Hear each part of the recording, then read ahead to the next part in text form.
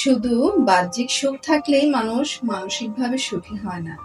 মানুষের ব্যক্তিগত স্বাধীনতা ও মানসিক শান্তিও খুবই গুরুত্বপূর্ণ।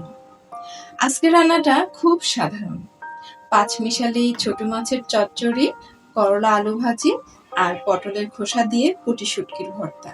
কিন্তু আজকের গল্পটা সাধারণ না।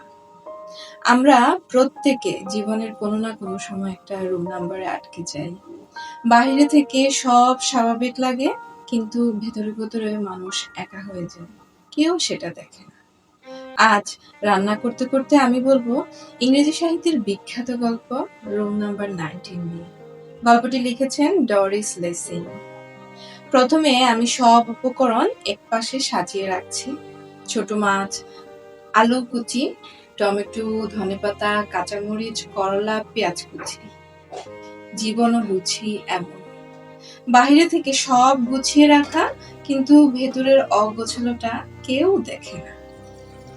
একটা হাঁড়িতে পানি গরম হতে দিচ্ছি, আরেকটা কড়াইয়ে পেঁয়াজ কুচি খাচ্ছি।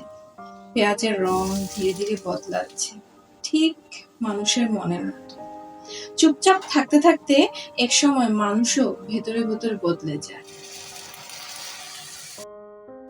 রুম নাম্বার 19 এর মূল চরিত্র সুসান লরেন্স।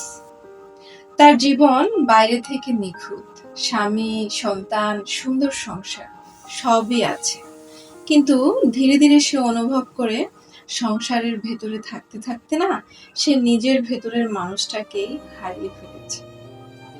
পাশে পটলের খোসা সিদ্ধ হচ্ছে, ভাবছিলাম শুধু খোসাটাই ভর্তা করব। পরে ভাবলাম না, একটু শুটকি মিশিয়ে দিই। আমাদের জীবনটাও এমন, একটা স্বাদেই মানুষ কিন্তু বাঁচে না। সুখের মধ্যে সামান্য তেতো না থাকলে জীবনটা পূর্ণই হয় না। গল্পে সুশান দেখা যায় মাঝে মাঝে একটা হোটেলের ছোট্ট ঘরে গিয়ে বসে থাকত। সে তার সংসারের দায়িত্ব থেকে একটু অবসর সময়টা কাটানোর জন্য, নিজের মতো করে থাকানোর জন্য শহরে একটা ছোট্ট বাসা নেয়, আর সেটাই হচ্ছে রুম নাম্বার 19। সে সেখানে পালিয়ে যেত না, সে শুধু নিজের মতো করে একটু নিঃশ্বাস নিতে চাইত। এই জায়গাটায় আমার ভার্জিনিয়া উলফের কথা মনে পড়ে। তার বিখ্যাত লেখা আ রুম অফ ওয়ান্স ওন। এই গল্পে তিনি বলেছিলেন একজন নারীর নিজের মতো করে ভাবার জন্য একটা ব্যক্তিগত ঘর দরকার। ভার্জিনিয়া উলফের সেই নিজস্ব ঘরের স্বপ্ন আর আমাদের সুশানের রুম নাম্বার 19 দুটোই আসলে একই রকম নিঃসঙ্গতার প্রতীক। পার্থক্য হচ্ছে শুধু এখানে উলফের ঘরে স্বাধীনতার আলো আছে, আর সুশানের ঘরে আছে ক্লান্ত নীরবতা। আমি মশলাটা ধীরে ধীরে কষিয়ে আনছি। আমি সব সময় মনে করি যন্ত্রণা ছাড়া যেমন মশলার আসল গন্ধ বের হয় না, তেমনি নিঃসঙ্গতা ছাড়া মানুষ নিজের গভীরতাও বুঝতে পারে না। বাংলা সাহিত্যে এই নিঃসঙ্গতার ছোঁয়া পায় রবীন্দ্রনাথ ঠাকুরের নষ্ট নীর গল্পের চারুলতার মধ্যে। চারুলতারও সংসার ছিল, স্বামী ছিল, অনেক আরাম-আয়েশ ছিল, ঠিক আমাদের সুশানের মতো। 4 সন্তান, স্বামী, মিঠুকে নিয়ে তাদের একটা সুন্দর ফ্যামিলি ছিল। তারা শিক্ষিত ছিল, শান্তশিষ্ট মেয়ে ছিল, যুক্তিবাদী ছিল, আধুনিক ছিল। কিন্তু তার ভেতরে ছিল এক গভীর শূন্যতা। চারুলতা যেমন জানলার পাশে বসে বাইরের পৃথিবীর দিকে তাকিয়ে নিজের হারিয়ে যাওয়া অনুভূতিগুলো খুঁজত, সুশানও তেমনি রুম নাম্বার 19 এ গিয়ে নিজের হারিয়ে যাওয়া সত্তাটাকে খুঁজত। ঢাকনা খুলে আমি মাছের মধ্যে টমেটো দেই, কাঁচামরিচ দেই।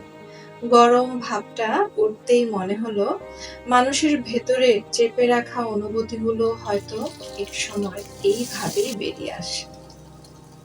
আবার হেনরিক ইবসেনের আ ডলস হাউজের নোরা একজন চরিত্র, যার সাথে আমরা সুশানের অদ্ভুত মিল দেখতে পাই। নেওরাও একসময় বুঝতে পারে সে সংসারের মধ্যে শুধু একজন মানুষ না, বরং সাজানো একটা পুতুলের মতো সে বেঁচে আছে। আমাদের সুশানও ঠিক তেমনি, সবকিছু ঠিক থাকার পরও নিজের অস্তিত্ব হারিয়ে ফেলছিল।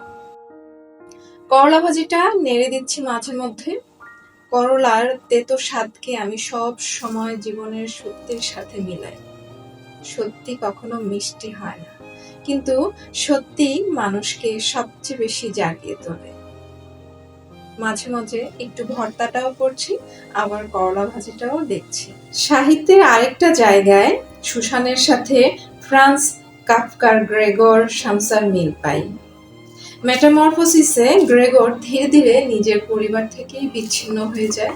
আমাদের সুসানও ঠিক তেমনি। একই বাড়িতে থেকেও মানসিকভাবে একা হয়ে যাচ্ছিল। নিজের অস্তিত্বটা সে হারিয়ে ফেলছিল। তার এত ফুটফুটে 4টা সন্তান, তার এত সুসম্পর্কের স্বামী, তার মধ্যেও সে একাকিত্ব ভোগ করত। আমি ভর্তাটা পাটায় বাটছি। শুকনো মরিচ, পেঁয়াজ, ধনেপাতা, শুটকি সব একসাথে মিশে একটা স্বাদ তৈরি। আসলে এই স্মৃতির ভর্তার মতোই ভালোবাসা, ক্লান্তি, অপূর্ণতা, অভিমান সব মিলেই একজন মানুষ। আজকের গল্পটা আমাদের একটা খুব কঠিন সত্য শেখায়। সবচেয়ে বড় একাকিত্ব হলো মানুষে ভরা ঘরের মধ্যে থেকেও নিজেকে একা লাগা। ছোট মাছের চচ্চড়ি রেডি আমার, করলা আলু ভাজিও রেডি, পটলের খোসা ভর্তাও রেডি। আর গল্পটাও এখানেই শেষ।